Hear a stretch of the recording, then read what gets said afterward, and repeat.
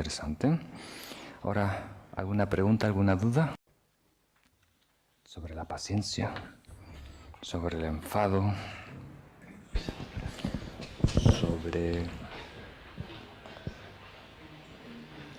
que me quiten lo bailado, sobre... Sí. Pues yo quería preguntar, vamos, un poco por hacer resumen de todo lo que ha dicho y sobre el ejemplo que ha puesto de arrinconarle a alguien cuando usted era pequeño. Esto que él argumentaba a su abuela. Ah, sí, sí. Entiendo que, por cerrar un poco el círculo, lo que hacemos cuando vemos a alguien que nos agrede y estamos en una esquina, no. Reconocemos la situación, entendemos que es una situación que es producto de algo previo, debemos aportar la otra mejilla, ¿no? Porque nos agreden en una y entonces debemos aportar la otra, porque enfadarnos no está permitido, vengarnos no está permitido, tenemos que dejar que ese fuego se queme, es un poco lo que está diciendo, con lo cual aceptar la realidad tal cual es. Para neutralizar el karma de este tiempo pasado necesito que me peguen o que me agredan, pongo la otra mejilla y entonces estoy entusiasmado para poder decir te quiero, ¿no? A esta persona tendré que hacer o no hago nada, simplemente sonrío, no sé, el entusiasmo es el siguiente paso. Entiendo que cuando alguien me agrede no debo de enfadarme, es algo en el camino en donde me encuentro, no me vengo, es algo en el camino donde me encuentro, pero no sé qué hacer, si sonreír, si decir te quiero, si mostrar la otra mejilla, que lo hago también.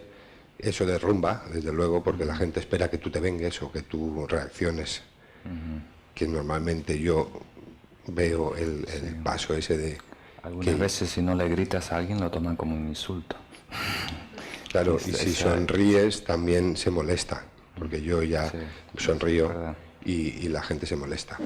Entonces muchas veces no sabes qué hacer porque lo más normal es que te malinterpreten o que lo que tú haces. Entonces me gustaría que me aportara algo en este sentido. Gracias. Muchas gracias. Es muy bueno estas preguntas para aclarar algo que recurre una y otra vez, ¿no? Hay la mejilla interna y externa. Entonces, cuando ponemos la otra mejilla, hay dos cosas. Una es la actitud, ¿no?, de mantenernos tranquilos, vulnerables, abiertos. Y la otra es el gesto de doblar la cabeza para el otro lado. ¿Captan esa idea? Entonces, hay el estado de paciencia, tolerancia, aceptación plena. Y después, como diríamos, gestos que expresan esa paciencia. En diferentes sociedades es diferente. Por ejemplo, hay 3 ejecutivos de una corporación, creo que es una corporación japonesa, que le pillaron a Mitsubishi, sí, le pillaron haciendo trampa, ¿no?, en lo que contaminaba sus coches. Entonces hay un acto público en donde se humillan ante todos y se agachan así, ¿no? Es el gesto cultural, ¿no?, de supuestamente algo que sienten internamente, ¿no? Entonces, eso son dos cosas diferentes que nosotros tenemos que distinguir, ¿no? Entonces, aquí Shantideva siempre está hablando del gesto, vamos a usar esa palabra, de la actitud interna de la paciencia, la aceptación plena, ¿no?, de no enfadarse. Pero eso es muy diferente a lo que debemos hacer. Y hay un verso que nos recuerda, ¿no?, cuando yo dije darle al César lo del César y al Buda lo del Buda. Eso quiere decir que hay que lidiar con la situación allá afuera, tal como es, ¿no? Si hay un perro rabioso y te está mordiendo los tobillos, no, ¡ay, mira qué lindo! ¡Qué piel! Le voy a dar mi otro tobillo. No, eso a lo mejor no es lo más apropiado, ¿no?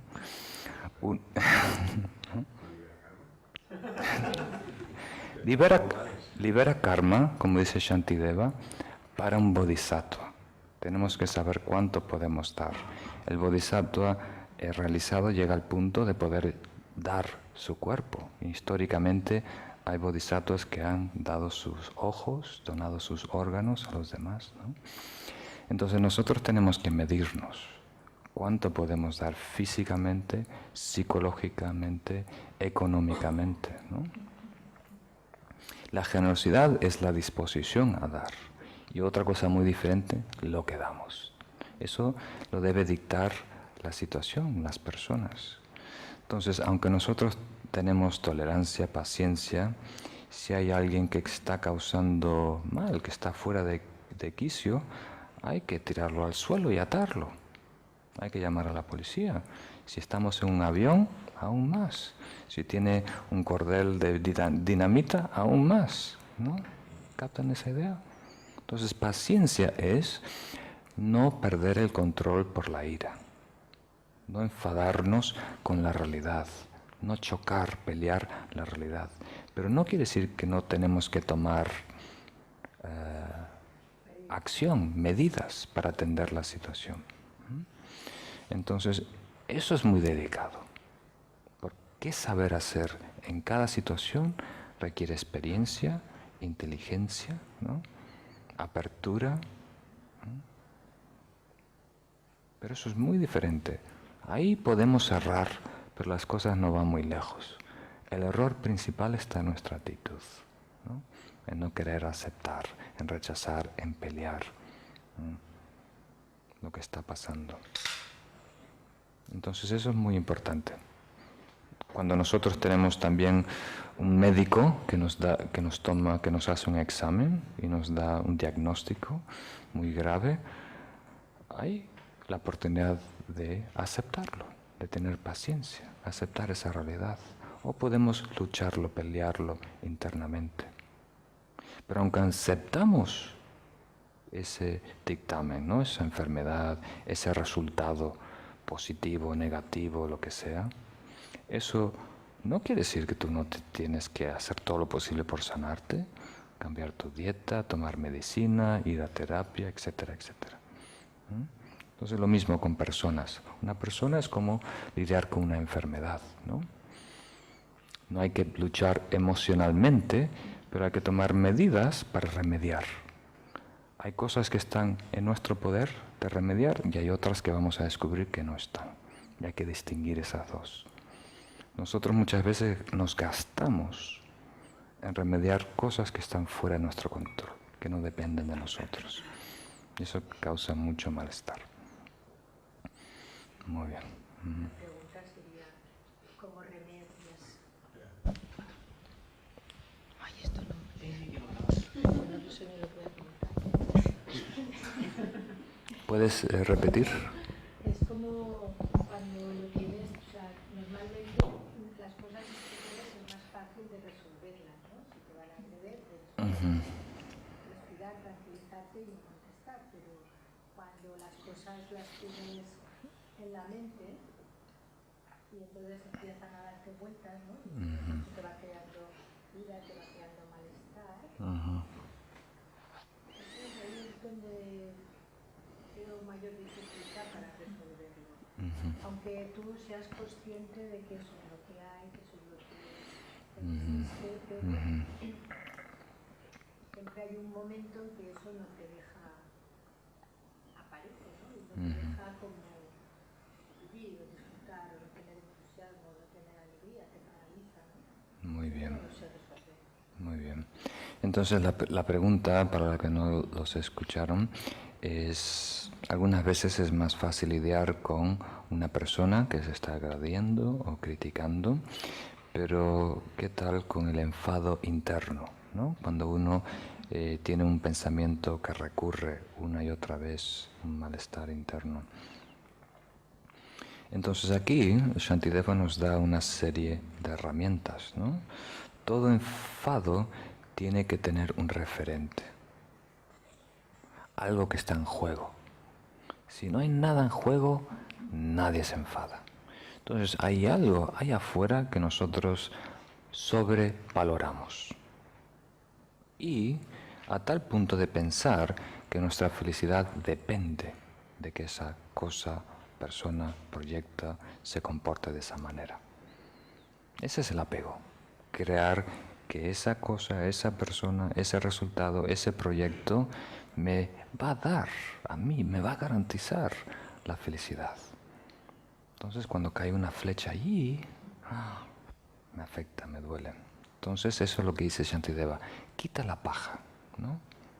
Quita las hojas secas de tu campo y hay menos probabilidad que surja un incendio, ¿no? Entonces tenemos que limpiar la casa lo más posible. Eliminar todos estos apegos. Y después comprender, ¿no?, que lo que está surgiendo es simplemente circunstancias. No hay nada que señalar. Porque cuando nos enfadamos, en realidad hay dos referentes.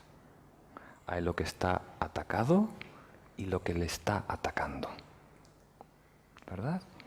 Entonces tenemos que también, Shantideva dice los dos, ¿no? Lo que está siendo atacado es apego, algo que tú te estás identificado.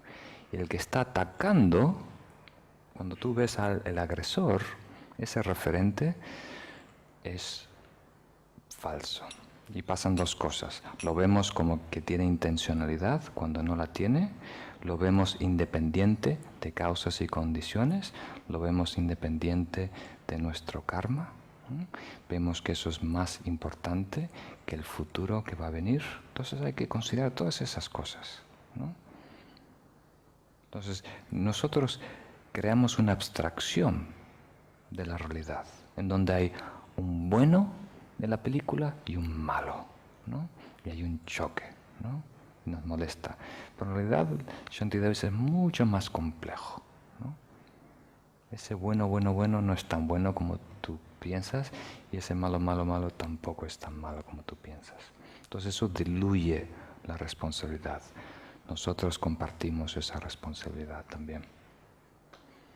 ¿Puedes tener en tu interior el bueno y el malo? No hace falta que veas a la otra persona o a las otras personas como que sean buenas o malas, sino tú mismo. Sí, por supuesto, nos podemos enfadar con nuestra conducta cuando nosotros nos pillamos en un defecto, cuando recaemos en un hábito negativo, cuando traicionamos nuestros ideales. Hay mucho autoenfado, ¿no?, que a lo mejor es hasta más destructivo. Pero sigue habiendo un referente, una víctima y un agresor. Sí, tal como yo lo entiendo, puesto que lo que estamos tratando de trabajar es nuestro mundo interior, nuestro estado interno, la prioridad sería el estado de respuesta ante la agresión. Y ese estado, si elegimos el estado correcto de percepción de lo que está aconteciendo en ese momento, yo digo, la prioridad es el estado, no la acción. La pregunta es, ¿la elección adecuada del estado condiciona la acción? Sí, muy bien. Entonces sí, definitivamente el estado condiciona la acción. Casi predice cómo vamos a responder, a hablar, a actuar. Pero también el estado es condicionado por el apego que teníamos con esos dos referentes. La cola del gato, ¿no? La longitud del cola del gato, ¿no? Las cortinas verdes que elegiste, los calcetines blancos. Dependiendo lo importante, ¿no?, que tú crees eso predice cómo nos vamos a sentir en esa situación. Eso pasa mucho en Estados Unidos en Navidades, ¿no?, porque hay tanto énfasis en dar regalos y es casi obligatorio. Le tienes que dar regalos a todo el mundo y regalos enormes, ¿no? Entonces, imagínate que tú con gran ilusión te pasas una semana yendo de tienda en tienda a buscar el perfecto regalo para tu sobrina, ¿no? Y de repente le pones el mejor papel que lo encontraste en esta tienda china, después le pones una moña de seda, un papelito de tu tía favorita, ¿no? Y se lo entregas, le pones perfume afuera y el otro, ¿no? Y de repente ella lo abre en un segundo y dice, ¡ay, qué lindo! Y lo tira, ¿no? Entonces tú te sientes decepcionada. ¿Por qué? ¿Cuánta decepción tenemos? Bueno, en la expectativa que teníamos que iba a abrir sus ojos, que iba a dilatar sus pupilas, que te iba a decir, tía, eso es justo lo que yo quería. ¿Cómo supiste que yo quería esto, no? Pero cuando no hay esa respuesta que nosotros esperábamos, entonces nos sentimos defraudados o hasta casi enfadados. Qué mal criada está, ¿no? Que le dan de todo, ahora no aprecia nada, ¿no? Entonces, el estado, lo que yo voy a sentir en ese momento es predecido, ¿no? Se puede anticipar, se puede predecir dependiendo de cuánto he invertido, ¿no? En una conclusión, un estado. Y ese estado a la vez predice cómo voy a responder a mi sobrino o lo que sea. Entonces todo va siendo condicionado, no de una manera programada como un robot. Hay cierto lugar para maniobrar, pero si no estamos entrenados en meditación, cuando menos conciencia tengamos, más actúa en nosotros el peso del condicionamiento, del karma, de las costumbres. A ver, yo quería preguntar si, bueno, es que a mí me cuesta un poco ver esto, entonces si hay algún ejemplo práctico para no tener ese apego y que no te den las flechas o para quitar esa paja y que no se prenda el fuego, que he visto que es un poco... ¿Cómo eliminar el apego? Sí, algo más práctico para... Un ejemplo. Un ejemplo, muy bien. Un ejemplo, ¿no? Si sales a un restaurante, ¿no? Y ves un menú, entonces cuando eliges, ¿no? Ves la carta y buscas lo que más te apetece, lo que más rico sería. Una vez que le dices tu elección al camarero y él o ella lo anota y se va, ahí tenemos que tener la sensación que hemos lanzado la flecha. La flecha ya está en el aire. Ahora nosotros soltamos todo control. Todo depende del chef. O el dueño que le dio la receta al chef. Pero todo depende. Ya está fuera de tu control.